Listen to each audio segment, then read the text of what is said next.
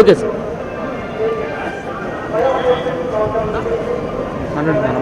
వద్దు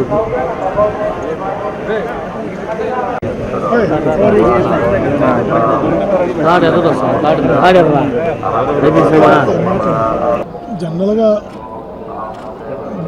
మొదటి నుంచి కూడా మనం కొండపైన రాజకీయ స్పెచ్లు ఎప్పుడు ఇచ్చినటువంటి పరిస్థితి కూడా కాదు, భవిష్యత్తులో కూడా ఉండదు.